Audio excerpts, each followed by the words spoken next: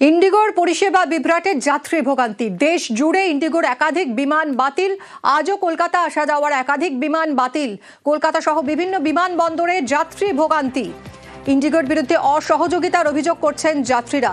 কথা বলবো, অনুপ রয়েছে সঙ্গে। অনুপ, কি কারণে ইন্ডিগোর পরিষেবা এইভাবে বিভ্রাট? কি কারণে একাধিক বিমান বাতিল করছে ইন্ডিগো? কি জানাচ্ছে তারা?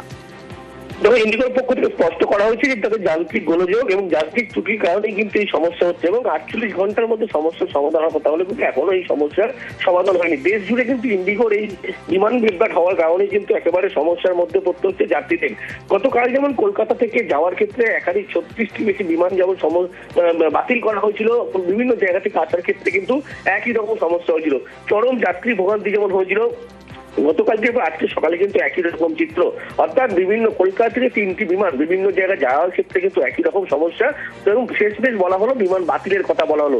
এবং বিভিন্ন রাজ্য থেকে, অর্থাৎ দেশ জুড়ে বিভিন্ন রাজ্য থেকে যে ফ্লাইটগুলো কলকাতায় আসবে, সকাল থেকে এখন 6টার বেশি ফ্লাইট বিলম্বিত বলার পরবর্তী ক্ষেত্রে সেগুলো বাতিল করার সিদ্ধান্ত নেওয়া হয়েছে। যেমন একটি ফ্লাইট কলকাতাতে আসার কথা ছিল হায়দ্রাবাদ থেকে, সেই ফ্লাইটটি যাত্রীদেরকে শেষ মুহূর্তে বলা হয় আরো সময় লাগবে এবং তাদেরকে দুর্গাপুরে নামানো হবে। এবং সেই যাত্রীর ক্ষেত্রে দুর্গাপুরে নামলে কিভাবে তারা কলকাতায় আসবে সেটা নিয়ে কিন্তু প্রশ্ন তুলছে। অন্যদিকে ইন্ডিগো কর্তৃপক্ষের বিরুদ্ধে চরম অসুবিধার অভিযোগ তুলছে যারা যাত্রী, তার কারণ যে বলা হচ্ছে যে তারা কখন কিভাবে তারা কোন জায়গায় যাবে, সহায়তা কেন্দ্রে যখন কথা বলছে কোথায় কিভাবে কখন বিমান ছাড়বে, এই গোটা বিষয় কিন্তু স্পষ্ট করতে পারছে না। শুধুমাত্র একটি প্রেস বিবৃতি দেওয়া হয়েছে এবং সেখানে বলা হচ্ছে যান্ত্রিক গোলযোগ, কিন্তু যাত্রীরা কিভাবে কোথায় কখন কিভাবে যাবে, বিমানবন্দরে এসে কোথায় উপস্থিত হবে বা তাদেরকে সহায়তা করবে, এই গোটা বিষয় নিয়ে কিন্তু চরম ভোগান্তি। অর্থাৎ গতকালকের পর থেকে আজকে এই যে দেশ জুড়ে ইন্ডিগো বিমানে যান্ত্রিক ত্রুটির কারণে কিন্তু যাত্রীরা চরম ভোগান্তির মধ্যে পড়েছে এবং তাদের কিন্তু হেনস্থার মধ্যে পড়তে হচ্ছে বলে তারা এমনটা স্পষ্ট করছে। একদমই অনুপ, যাত্রী ভোগান্তি ছবি একেবারে স্পষ্ট। আজও কলকাতা বিমানবন্দরে নাকাল হচ্ছেন যাত্রীরা। কেউ কাতারে, কেউ কুয়েতে যাওয়ার জন্য চড়া দামে বিমানের টিকিট কেটেছিলেন, কিন্তু কলকাতা এয়ারপোর্টে এসে জানতে পারছেন, একেবারে শেষ মুহূর্তে তারা জানতে পেরেছেন যে বিমান বাতিল। কি করবেন এরা এরপর? কিছুই জানানো হচ্ছে না ইন্ডিগোর পক্ষ থেকে। কথা বলবো, সরাসরি কলকাতা বিমানবন্দরে রয়েছেন আমাদের প্রতিনিধি অভিজিৎ। অভিজিৎ, যাত্রী ভোগান্তির ছবিটা উঠে আসছে, কি বলছেন যাত্রীরা? তাদের জন্য কি ব্যবস্থা করছে ইন্ডিগো?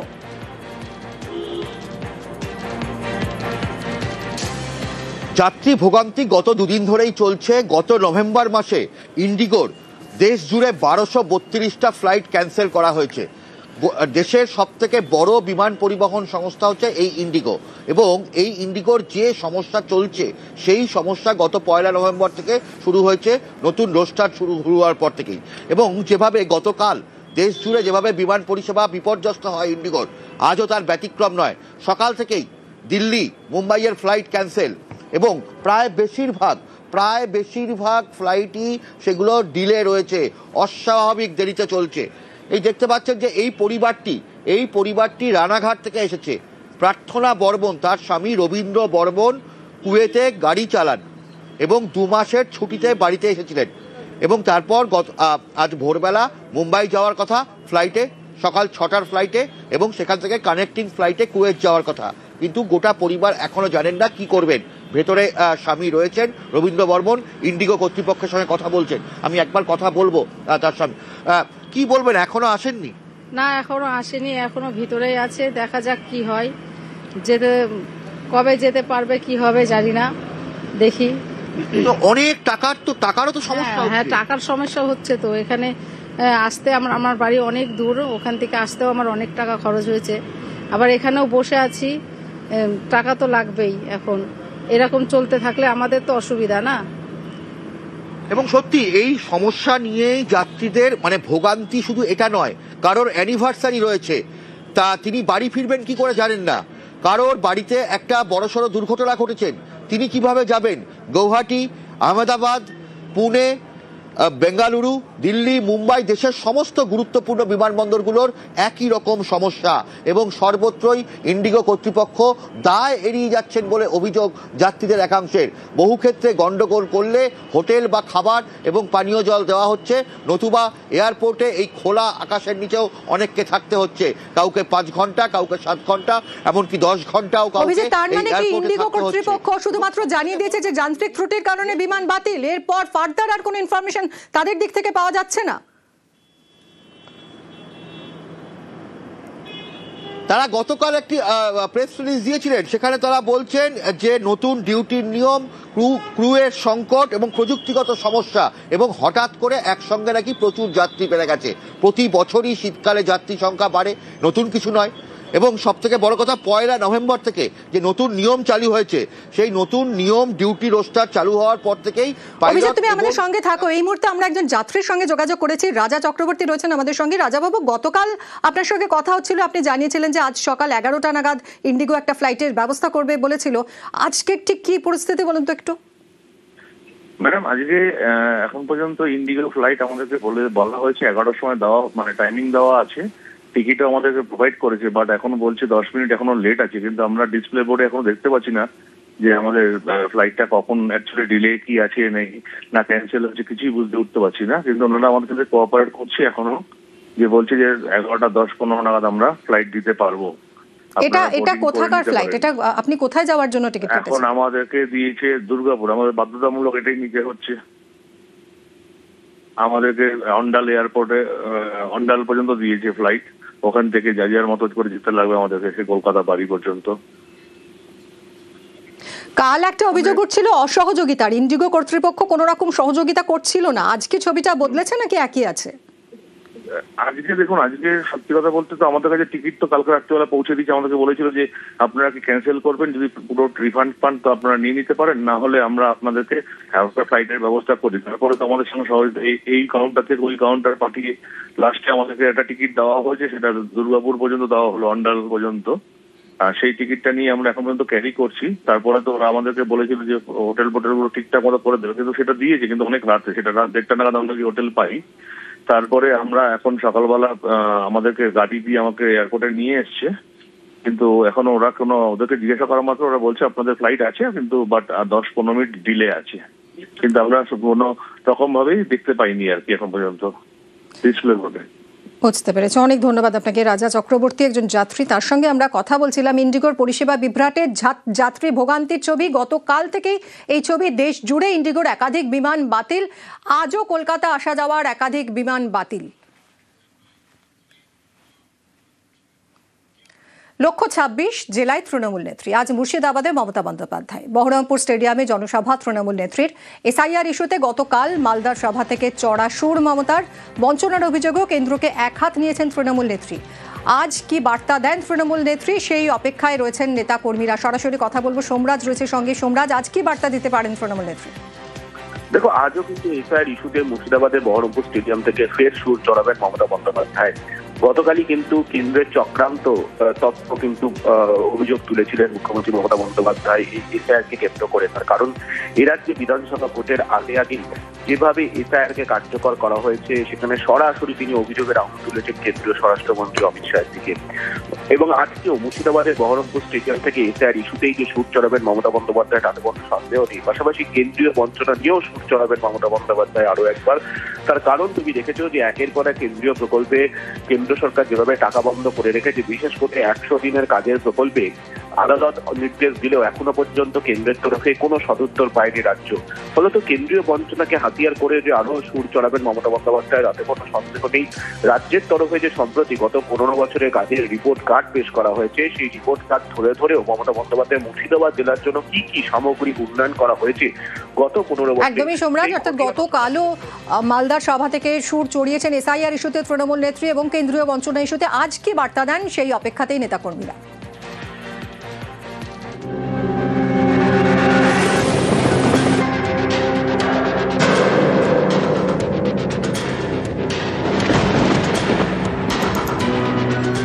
ফেব্রুয়ারি মাসে ইলেকশন ডিক্লেয়ার হবে, তাই চালাকি করে 3 মাস আগে এটা করেছে। এটা অমিত শাহ করেছে, হোম মিনিস্টার, যাতে আইদার ইলেকশন বন্ধ করে দাও এসআইআর না মানলে, গভর্নমেন্ট ফেলে দাও, আর তা না হলে এসআইআর করে দাও। আমরা রুখে নেব, আমরা লড়ে নেব, আমরা অধিকার আদায় করে ছাড়বো। বাংলাকে দমানো যায় না। ভোটের আগে ভোটার তালিকার নিবিড় সংশোধন বা এসআইআর ঘিরে গরম বাংলার রাজনীতি। বুধবার মালদার গাজলের সভা থেকে এসআইআর নিয়ে সুর চড়ালেন মমতা বন্দ্যোপাধ্যায়, তুললেন ষড়যন্ত্রের অভিযোগ, নিশানা করলেন কেন্দ্রীয় স্বরাষ্ট্রমন্ত্রী অমিত শাহকে।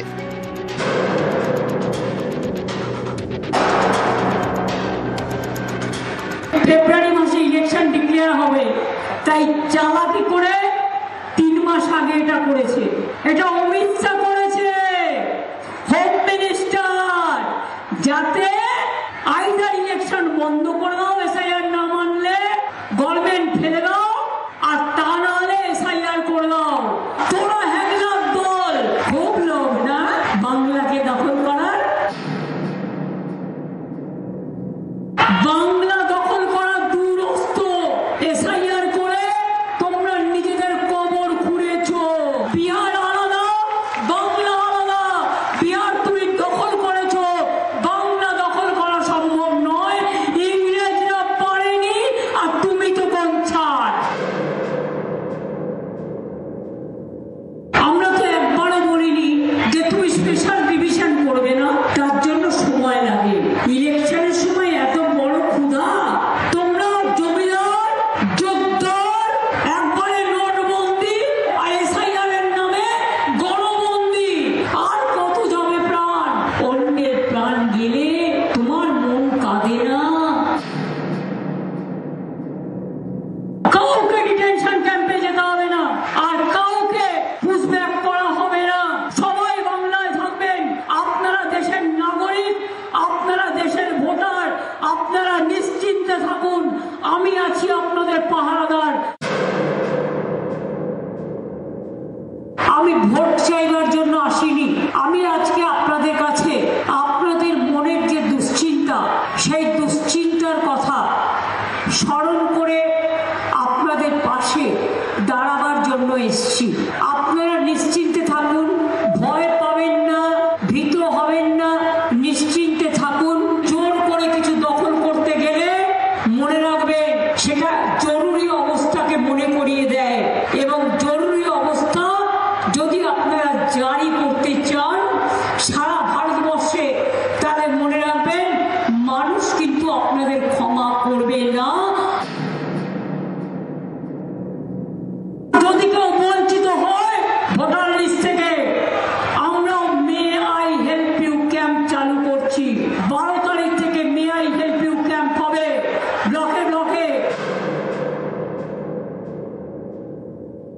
ফর্ম ফিল আপ করবেন, হিয়ারিংয়ে যাবেন, নাহলে নামটা কেটে দেবে, ভোট দিতে পারবেন না। আর পরিযায়ী শ্রমিক যারা আছেন তাদের ফিরে আসতে বলুন, অন্য রাজ্যে তাদের তাড়িয়ে দেবে পরে, এবং এখানে ভোটার লিস্টে নাম থাকলে অন্য রাজ্যে থাকলে সেটা কেটে দেবে। নিউজ 18 বাংলা। 26-এর লড়াইয়েও বঙ্গে বিজেপির মুখ নরেন্দ্র মোদী। দিল্লিতে বাংলার বিজেপি সাংসদদের সঙ্গে বৈঠকে প্রধানমন্ত্রীর বার্তা, এই লড়াই জিততে হবে।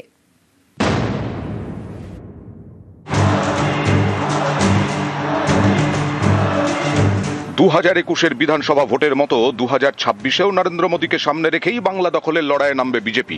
পদ্মের আস্থা প্রধানমন্ত্রীর ভাবমূর্তিতেই।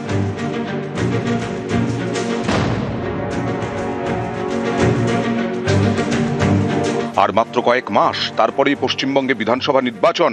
ইতিমধ্যেই কোমর বেঁধে ঝাঁপিয়েছে তৃণমূল, ময়দানে নেমে পড়েছেন মমতা বন্দ্যোপাধ্যায়। তৎপরতা শুরু হয়েছে বিজেপির অন্দরেও।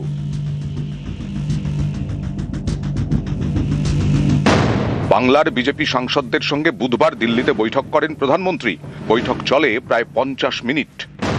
এই বৈঠকে আলোচনার কেন্দ্রে ছিল বাংলার বিধানসভা নির্বাচন। সাংসদদের উদ্দেশ্যে মোদীর বার্তা, 26-এর ভোটে জিততে হবে, বাংলায় লড়াই চালিয়ে যেতে বলেন নরেন্দ্র মোদী। লড়াইয়ের নেতৃত্বে মোদী, লড়াইয়ের মুখও মোদী। 26-এর ভোটের আগে সুর বেঁধে দিতে ইতিমধ্যেই একাধিকবার বঙ্গ সফর করেছেন প্রধানমন্ত্রী। জয় মা কালী, জয় মা দুর্গা। বিজেপি শিবিরের বক্তব্য, এবার বিধানসভা ভোটের আগে বাংলায় 25টি সভা করতে পারেন মোদী। এ মাসেই তার সভা করার সম্ভাবনা। গত কয়েক বছরে একের পর এক রাজ্যের ভোটে নরেন্দ্র মোদীকে মুখ করেই ভোট বৈতরণী পার করেছে বিজেপি। লড়াই কঠিন হলেই পদ্মের মন্ত্র, মোদী হ্যায় তো মুমকিন হ্যায়। সম্প্রতি বিহার নির্বাচনে 14টি সভা এবং একটি রোড শো করেন নরেন্দ্র মোদী। এবার টার্গেট বাংলা। নিউজ 18 বাংলা। সংসদে তৃণমূলের প্রশ্নবাণ। অধিবেশনের প্রথম 3 দিনে 98টি প্রশ্ন টিএমসির। বাংলাকে বঞ্চনা থেকে কর্মসংস্থান নিয়ে প্রশ্ন। লোকসভায় মোট 56টি প্রশ্ন তৃণমূল সাংসদদের।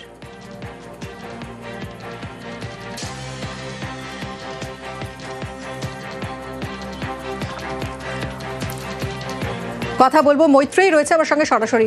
মৈত্রী, শাসক দলকে রীতিমতো চাপে প্রশ্ন মানে বিদ্ধ করছে তৃণমূল কংগ্রেস, কতটা চাপ বাড়ছে বিজেপির উপর? একেবারেই দেখো, তৃণমূল কংগ্রেসের স্ট্র্যাটেজি এবার ছিলই যে কর্মসংস্থান থেকে বাংলার বঞ্চনা, মূলত এই ইস্যুগুলোকে আরো বেশি করে তুলে ধরা হবে।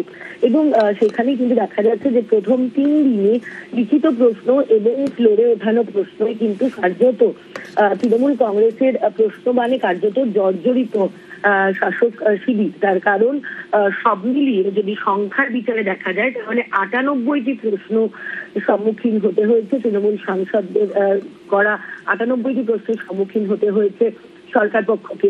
এবং তার মধ্যে লোকসভায় লিখিত প্রশ্ন যেরকম রয়েছে তার সঙ্গে সঙ্গে কিন্তু ফ্লোরে দাঁড়িয়ে প্রশ্ন তোলা হয়েছে। এখানে কর্মসংস্থান, সেখানে মানরেগার বঞ্চনার প্রশ্ন যেরকম তোলা হয়েছে, অন্য রাজ্যের সঙ্গে কতটা বিভেদ রয়েছে সেই প্রশ্ন তোলা হয়েছে। এর পাশাপাশি কম্পেনসেশন ফান্ডের ক্ষেত্রে কতটা অনিয়ম হয়েছে সেই প্রশ্ন তোলা হয়েছে। একাধিক প্রশ্ন কিন্তু তোলা হয়েছে, সেখানে এনভায়রনমেন্ট থেকে শুরু করে সমস্ত বিষয় নিয়ে কিন্তু সরকারকে কাঠগড়ায় তুলেছে তৃণমূল কংগ্রেস। অনেক ধন্যবাদ মৈত্রী।